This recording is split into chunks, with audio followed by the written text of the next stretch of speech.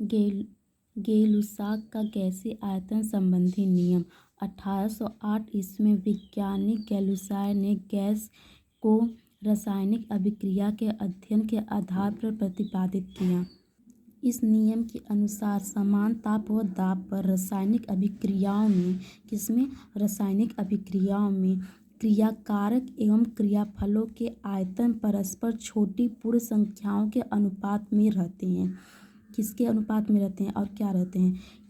क्रियाकारक एवं क्रियाफलों के आयतन जो है परस्पर छोटे पूर्ण संख्याओं के अनुपात में रहते हैं। इसे ही आयतन के निश्चित अनुपात का नियम कहते हैं। और इस नियम को प्रयोगों द्वारा समझा जा सकता है, जैसे H2 व Cl2 का संयोग। H2 का एक आयतन, Cl2 का एक आयतन, दोनों आपस में अभिक्रिया करके 2HCl का 2 आयतन देंगे। अथवा इसमें ml में देख सकते हैं 50 ml H2O, 50 ml H2, 50 ml Cl2 दोनों मिलकर 100 HCl बनाएंगे। अतः अभिकारकों का अनुपात 1:1 है, जो कि सरल अनुपात इस प्रकार अभिक्रिया और उत्पाद की सरल अनुपात दर्शाता है।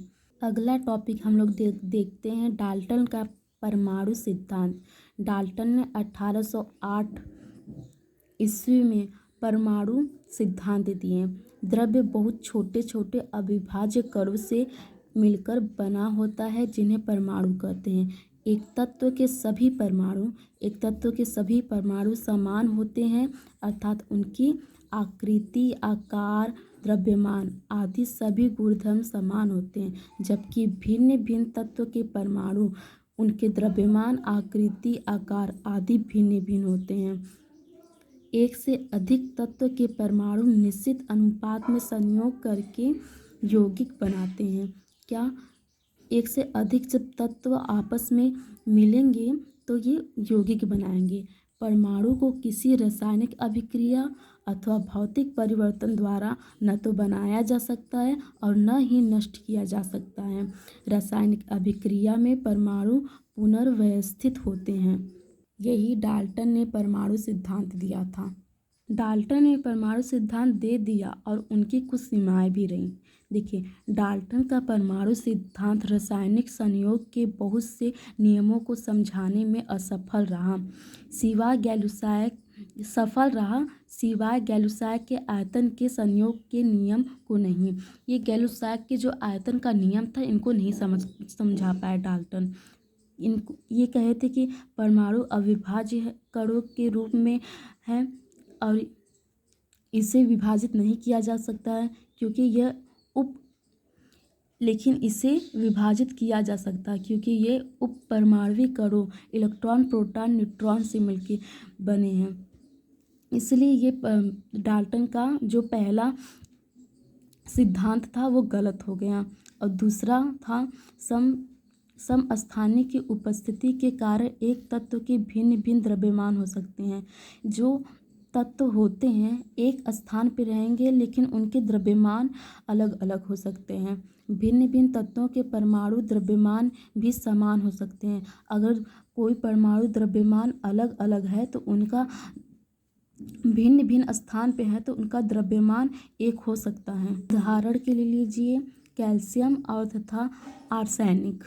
परमाणु सदैव निश्चित सरल अनुपात में नहीं संयोग होता है।